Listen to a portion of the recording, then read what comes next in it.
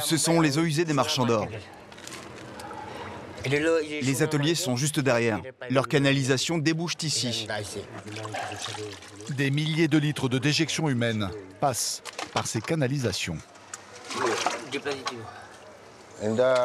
Lorsque les orfèvres travaillent l'or, il y a des poussières qui s'envolent. Et quand ils vont aux toilettes, ça part dans les égouts. Si on arrive à récupérer cet or, ça fait notre gagne-pain. On vide toute l'eau? Bien sûr. La vidange va leur prendre toute la nuit.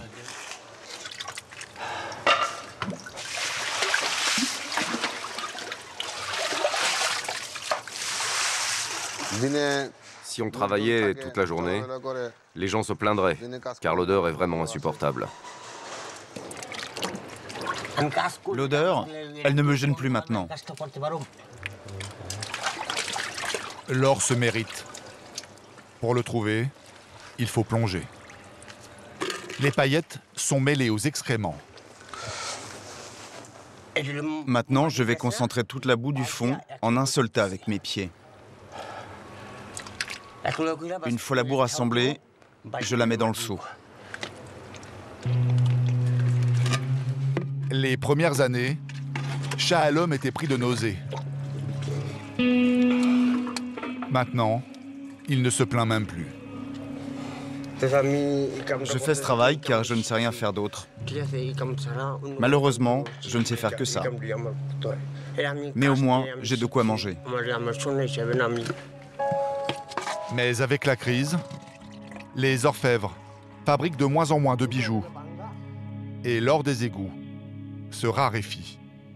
Dans le temps, nous étions plus nombreux à prospecter. Il y avait au moins 150 personnes. Mais petit à petit, gagnant moins d'argent, ils ont tous abandonné. Du coup, on est à peine une cinquantaine.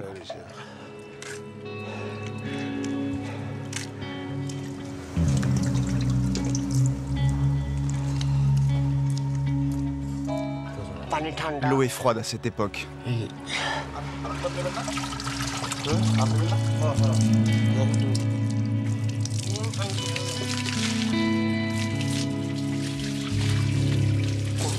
Je me rince d'abord à l'eau glacée. Je vais ensuite finir mon travail. Et enfin, je prendrai une douche chaude. «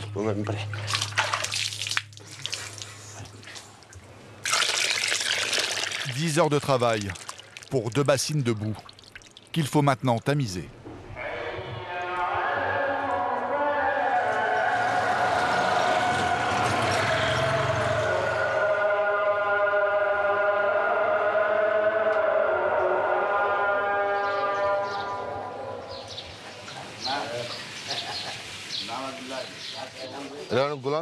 Maintenant, je suis en train de filtrer pour enlever la terre en suspension. Comme ça, il ne restera que les matières lourdes.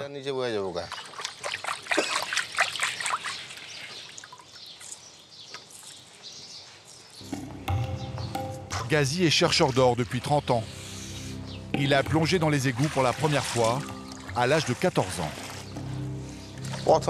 J'ai appris en regardant les grands maîtres. Au début, je n'aimais pas ça. Remuer la merde, je trouvais ça sale. Ça me gênait, j'étais écœuré.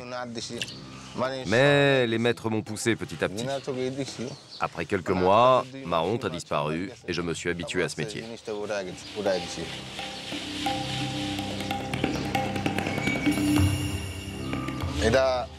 Je ne vois pas encore l'or,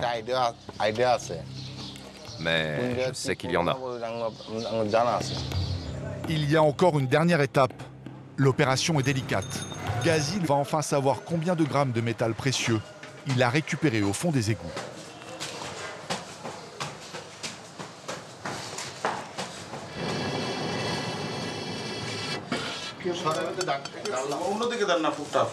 Souffle fort. Des kilos de boue récupérés la nuit, il ne reste qu'une petite poignée. Pour en extraire l'or, Ghazi joue les alchimistes avec un acide très puissant. Vous voyez, avec l'acide, ça va dissoudre tous les autres métaux.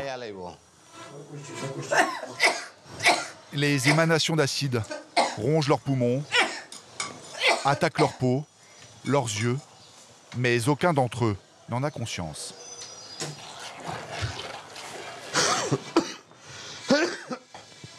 C'est vraiment très mauvais pour les bronches. Ça peut donner de l'asthme.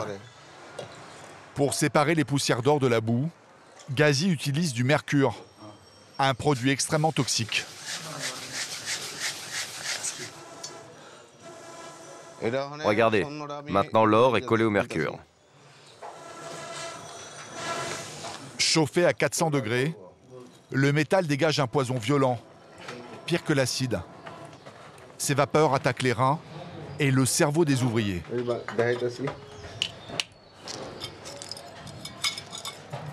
Une fois évaporé, il reste une minuscule pépite d'or pur.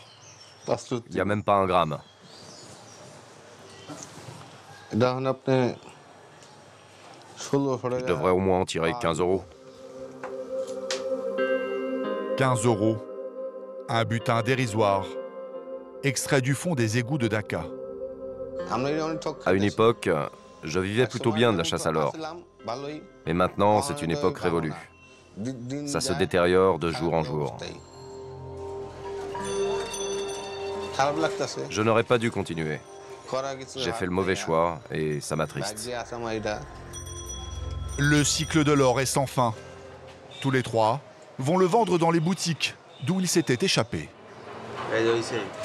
Voilà la pépite.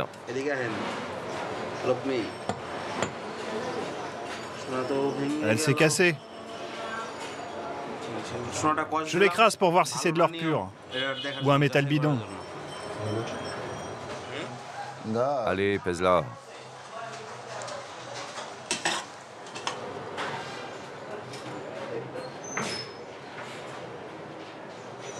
Tu m'en donnes combien?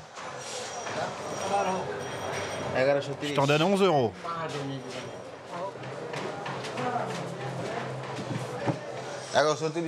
J'en ai tiré 11 €. Et on va se partager ça tous les trois. 11 €, c'est 4 € de moins qu'ils en espéraient.